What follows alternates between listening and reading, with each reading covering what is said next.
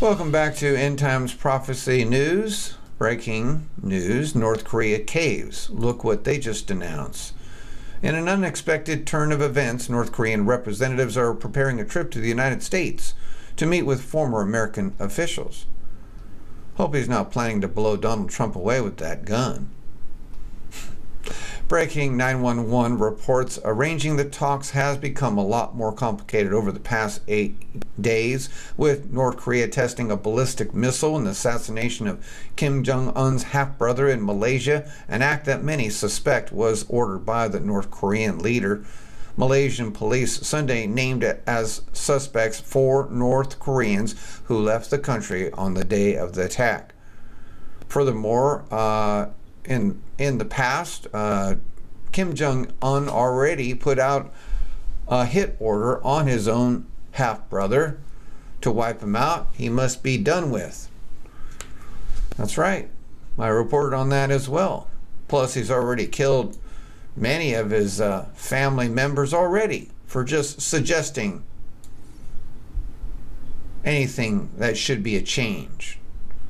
Furthermore, he puts men in, he gives them fines or prison if they don't have a haircut just like him.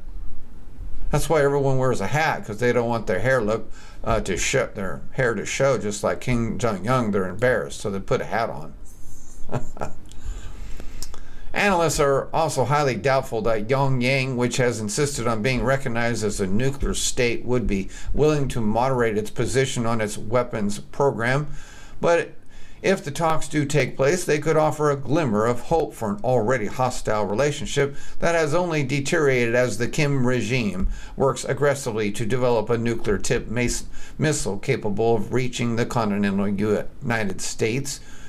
The planning for the Track 1.5 talks with the U.S. side, made up of the former officials who usually take part in Track 2 talks, but the North Korean side, comprising government officials, is still in a preparatory stage, according to multiple people with knowledge of the arrangements. The State Department has not yet approved the North Koreans' visas for the talks, which would take place in New York within the next few weeks. That'll be interesting. Next up, over 100 employees now fired for a day without immigrants protests.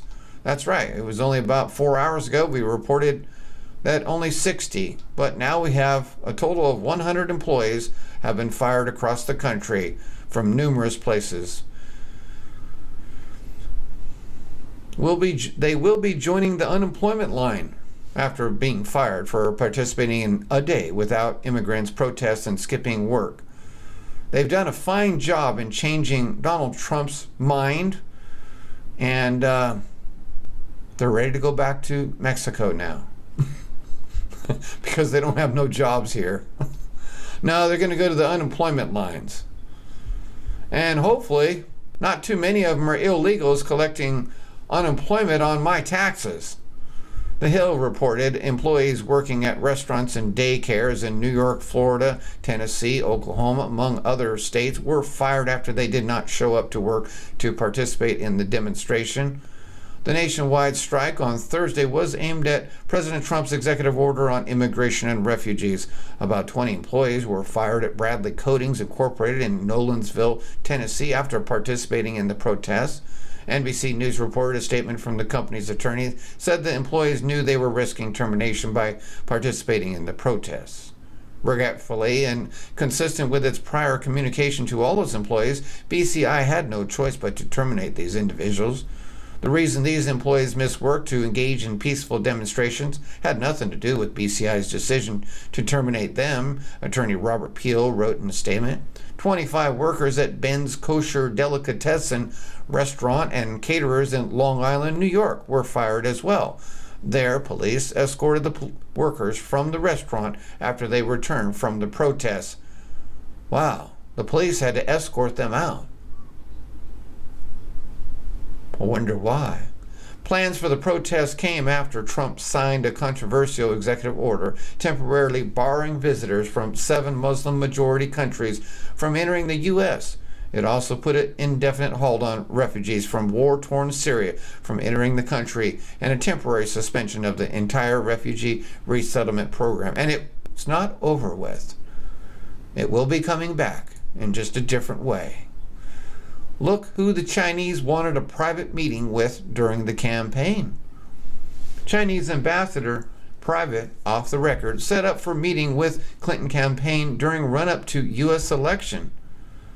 From Twitter, WikiLeaks, from Kurt Campbell, Thursday, January 7, 2016, a year and 1 month ago, to Lauren Rosenberger, Jake Sullivan, and of course, John Pedophile Podesta.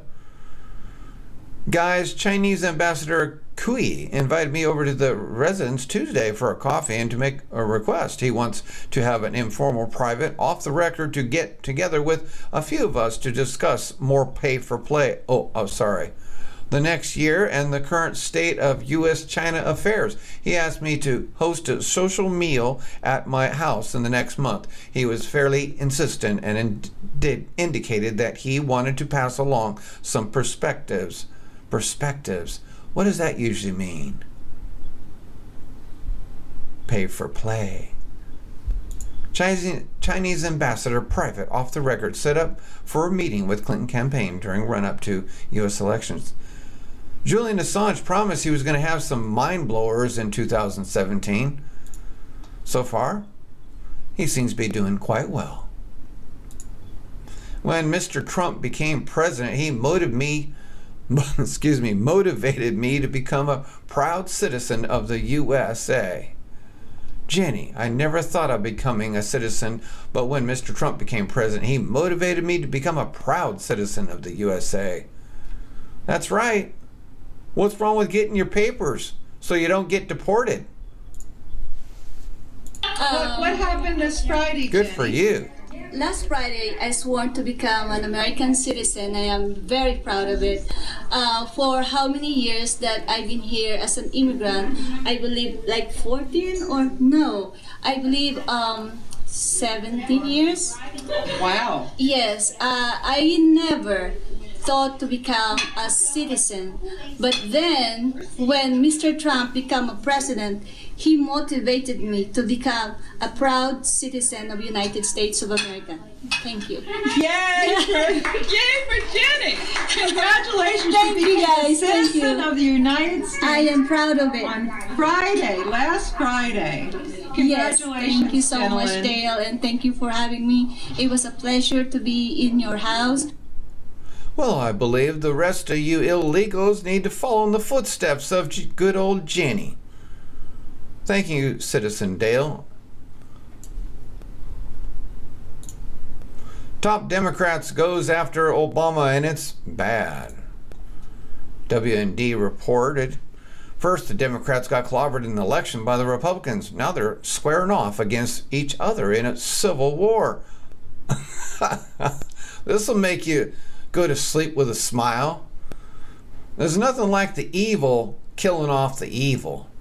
Of course, we're not killing here, but this political Gettysburg pits the Democratic Party against the Obama machine called Organizing for Action, or OFA, the community organizing army left over from the former president election campaigns. How bitter is the battle to Democratic operatives recently called OFA the devil? When former President Obama issued a call to arms to his OFA troops in order to protect his legacy, particularly Obamacare, Stephen Handwerk, executive director of the Louisiana Democratic Party, wrote in a private email to fellow party leaders, "This is some grade A bull right here." Nice finger you got there, old bummer. President Obama, he added, "It also to me seems tone deaf. We have lost over 1,000 seats in the..." Well, let's take a look at the WND. Is this World Net Daily? No, this is World News Daily, I think.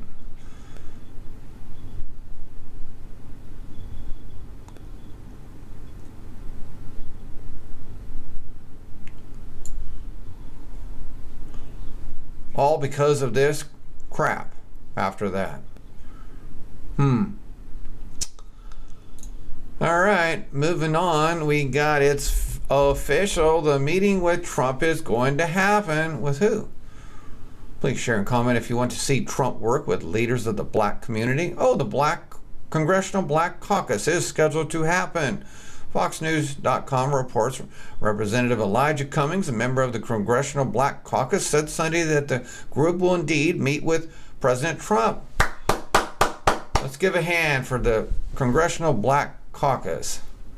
The Maryland Democrat told CBS Face the Nation that Trump answered the caucus January 19th request for a meeting a day or so ago, and that he expects a meeting will occur after Congress returns from a week-long break. Trump, whose political agenda includes trying to improve the lives of African Americans in crime-ridden cities, said recently that he wanted to meet with Cummings, but that Cummings canceled because such a meeting would be bad for him politically. That's exactly what he said. But the point is that Cummings denied that and lied and said that it was Trump that canceled. But now that Trump made it political and public, Cummings has decided to make it happen. Funny how that works. Call those Democrats out in public, and then next thing you know, things change. Thank you for listening.